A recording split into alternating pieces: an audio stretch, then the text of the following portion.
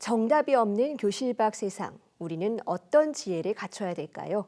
EBS 뉴스는 학교 밖 세상을 읽는 힘, 교실 밖 생존교양 코너를 마련했습니다. 앞으로 매주 월요일 법률과 AI, 마음 건강부터 국제 정치까지 우리 삶과 직결된 실질적인 생존 지식들을 전문가들과 함께 살펴볼 예정입니다. 오늘은 그 첫 순서로 최근 거센 논란이 일고 있는 촉법소년 문제를 짚어봅니다. 신수경 변호사와 함께합니다. 어서 오세요. 네, 촉법소년 논쟁 지금 다시 불이 붙었는데요. 사실 이게 어제 오늘 얘기는 아니고 지난 수십 년간 반복이 되어 온 문제입니다. 어떤 쟁점들이 있었는지부터 정리해 볼까요? 예, 우선 이 용어의 명확한 정의부터 할 필요가 있는데요. 우리나라 현행 형법에는 형사 미성년자라는 개념이 있습니다. 형사 미성년자는 처벌을 하고 형사 책임을 묻기에는 너무 어리다는 이유로 형법 제9조에서 벌하지 아니한다라고 규정하고 있는데요. 이 형사 미성년자의 연령은 만 14세 미만, 즉 13세까지입니다.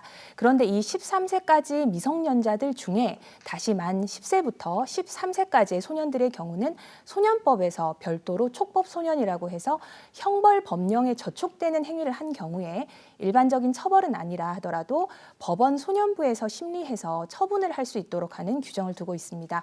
그런데 이러한 촉법소년 연령에 해당되는 미성년자들이 자신들은 형사처벌을 받지 않는다는 점을 악용해서 범죄를 저지르거나 문제를 일으키는 사례들이 보도되면서 촉법소년의 경우에도 적정한 형사처벌이 이루어져야 하는 것이 아니냐라는 여론이 생겨나게 되었습니다. 이 촉법소년 연령 하향을 찬성하는 입장에서는 과거와는 달리 촉법소년들의 신체적, 정신적 성장 속도라던가 범죄 개입의 수위 등을 고려한다면 촉법소년의 연령을 하향하여 형사처벌이 가능한 범위를 넓힐 필요가 있다는 것이고요. 실제 이러한 여론을 바탕으로 2022년에 한동훈 법무부 장관이 적극적으로 촉법소년 연령 하향, 정확히는 이제 형사 미성년자의 연령 하향을 추진한 바가 있었습니다. 그런데 당시에도 반대 의견이 상당하였습니다. 미성년자인 소년들에 대해서 범죄자라는 낙인보다는 교육과 환경의 개선을 통하여 사회로 복귀시키는 것이 재범 방지 등 형사 정책적인 면에서 바람직하고 효과적이라는 의견이었죠. 이런 반대 의견이 있어 당시에는 연령 하향이 추진되지 못하다가 올해 이재명 대통령이 다시 촉법소년 연령 하향에 대한 의견을 수렴하여 결론을 내보자는 의제를 던진 상황입니다. 네, 뉴스에서 몇 가지 소년 범죄가 크게 보도되면서 더 이슈가 된 면이 있었는데요. 그렇다면 실제로 이 소년 범죄가 악성화되고 있다라는 통계가 있을까요? 이게 지금 촉법소년 연령 하향에 대한 논의가 적극적으로 이루어지는 현 시점에도 소년 범죄의 증가 추이라든가 이런 것들을 통합적으로 파악할 수 있는 객관적인 통계나 데이터가 없다는 것이 아이러니한 상황입니다. 촉법소년 관련해서 경찰, 검찰, 법원의 통계가 연결되지 않고 산발적으로 나뉘어져 있는 상황입니다. 그래서 명확한 통계가 없는 상황에서 이 하나의 통계만으로 소년 범죄의 추이를 판단하는 것은 매우 위험합니다.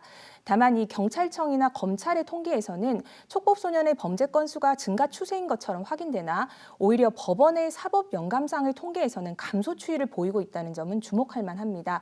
촉법소년의 경우 경찰에서는 혐의 유무를 판단하지 않고 법원으로 바로 송치하는데요. 경찰청의 통계는 혐의 유무가 판단되기 전에 신고 접수된 촉법소년 사건의 수라면 법원의 통계는 법원에서 혐의를 판단해서 소년에 대해서 혐의가 없다거나 처분할 필요가 없다고 판단한 불처분 결정 등을 제외한 건수거든요. 그렇다면 소년 범죄가 증가 추세라는 것은 단정하기 어렵다고 볼 수 있고요.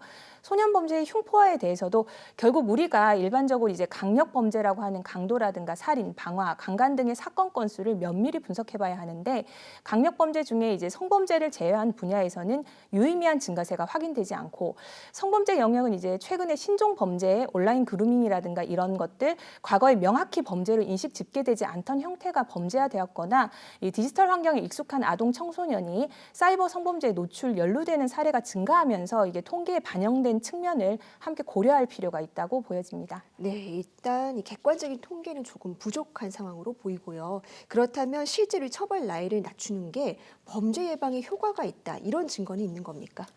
이게 국내의 연구 결과는 오히려 반대입니다. 결국 미성년자들 중 일정 연령에 달하지 못한 미성년자들에게 형사처벌을 하지 않도록 하는 것은 그들이 형사 책임을 이해하고 책임질 수 있을 정도의 발달을 하지 아니하였다는 이유인데요.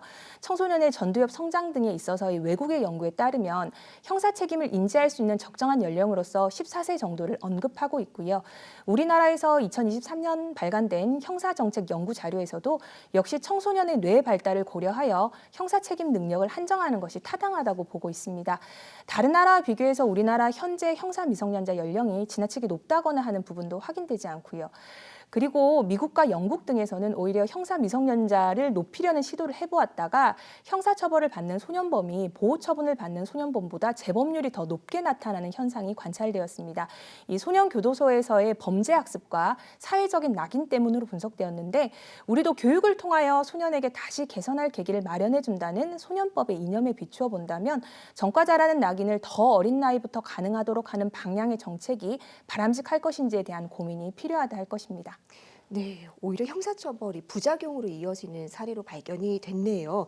자, 그렇다면 유엔 아동권리위원회나 이 국가인권위원회 같은 경우에는 왜 이 정부의 연령 하향 움직임에 대해서 반대 목소리를 내는 겁니까? 우선 이 유엔 아동권리위원회는 형사 책임 최저 연령을 만 14세로 유지하고 이들을 범죄자로 취급하거나 구금하지 않을 것을 한국 정부에 지속적으로 권고해 왔습니다. 실제 우리나라의 경우 형사 미성년자, 즉 형사 처벌을 받지 않는 연령은 만 14세 미만이지만 소년 보호 처분으로서 소년원에 수용이 가능한 연령은 만 10세입니다. 그러한 측면에서 본다면 사실 촉법이라서 처벌을 받지 않는다, 아무런 불이익이 없다는 것은 사실이 아닌 셈이고 이를 유엔 아동권리위원회는 지적하고 있는 것이죠. 인권위의 경우 촉법 연령 하향 정책을 추진할 근거가 부족하다는 점을 지적하고 있는데요. 말씀드린 대로 지금 소년 범죄에 대한 정확한 추이를 확인할 수 있는 통계나 근거가 없는 상황입니다. 명확한 근거에 기반하지도 않은 정책을 더군다나 처벌이 가능한 연령의 범위를 넓히는 인권 의제에 대해서 여론에 편승해서 짧은 시간에 결론을 내리는 것은 잘못되었다는 것이죠. 만약에 이 촉법 소년의 연령을 낮춘다라고 하면 만 13세 정도, 그러니까 중1 학생들도 형사처벌을 받을 수 있게 되는 건데 네. 너무나 사실 어린 나이이기는 합니다. 네. 이 아이들에게 처벌을 하더라도 사회로 제대로 돌려보낼 준비가 됐냐, 이것도 또 다른 질문인데요. 네. 개선해야 될 과제 많이 있는 거겠죠? 예, 현재 이제 촉법 소년을 포함한 만 10세 이상의 소년범들의 경우 소년법에 따른 보호 처분을 받게 되는데요. 이 소년법의 입법 목적은 소년에 대한 교육 등을 통하여 소년이 건전한 성장이 될 수 있도록 하는 것인데 지금 소년법상의 이제 보호 처분 등이 그러한 역할을 제대로 하지 못한다는 지적이 많습니다. 이 보호 처분에는 일반적으로 잘 알려져 있는 소년원 송치가 있고요. 그 외에 6호의 보호시설 위탁, 7호의 그 치료시설 위탁 등이 있는데 이러한 시설은 전국적으로 매우 부족해서 실제 치료나 보호가 필요한 보호소년들에 대해 적절한 처분이 되지 못한다는 지적이 있어 왔고요. 소년분류심사원이라고 그 성인범에 있어서는 미결수들에 대한 구치소 같은 곳인데 전국에 한 곳밖에 없어서 지금 과밀 수용과 각종 문제가 발생하고 있습니다. 결국 소년법의 입법 취지에 충실하게 보호처분의 내용과 보호처분이 제대로 작용할 수 있는 환경, 인프라 등을 비롯한 소년 사법체계의 전반적인 개선이 우선되어야 한다는 것이 이야기가 나오고 있습니다. 네, 일단은 인프라가 너무나 취약한 상황이네요. 사실 많은 소년범들이 또 다른 범죄의 피해자라는 지적이 나오곤 합니다. 이 위기가정 문제도 있고요. 네. 지역사회 방임이라든지 어떤 교육 소외 같은 구조적 문제가 있는데 이 소년 범죄를 개인의 일탈이 아닌 구조적인 문제로 봐야 되는 이유, 어디서 찾을 수 있을까요? 그 현장에서 만나는 많은 실무가들이 한 목소리로 말하는 것이 이제 소년 범죄는 개인의 일탈이 아니라 소년을 둘러싼 환경의 문제, 이 보호력의 부재가 원인이라고 지적하고 있습니다. 소년범들이 소년 법정에 오기 전 아동 학대라든가 가정 폭력, 학교 폭력 등으로 이미 지자체 학교의 관리를 받고 있는 경우가 많습니다. 결국 소년을 둘러싼 환경에 있어 보호력의 부재가 소년을 비행으로 이끈 것입니다. 그렇기 때문에 이 소년에 대한 법 정책 방향이 단순히 범죄자로서의 소년을 대상으로 하는 것이 아니라 가정 또는 사회로부터 적절한 성장 환경을 제공받지 못한 아동 청소년에 대한 지원으로 인식의 개선이 필요하다고 보이고요. 따라서 단순히 처벌 유지의 정책보다는 이 소년에 대한 지역사회를 포함한 다양한 복지 자원을 체계적으로 배분하는 것에 정책의 방향을 맞출 필요가 있습니다. 다른 나라들처럼 이 부모의 양육 책무를 실질적으로 지원해서 보호력을 단단히 마련하는 것도 방법이 될 수 있겠습니다. 네, 오랫동안 논쟁이 이어졌던 이 촉법 소년의 연령에 대한 문제가 앞으로 이 2달 안에 종결이 날 가능성이 커졌는데요. 어떤 방향으로 결정이 되든지 간에 이 아이들이 사회에 복귀할 수 있도록 정교한 시스템부터 갖출 필요가 있어 보입니다. 변호사님, 오늘 말씀 잘 들었습니다. 감사합니다.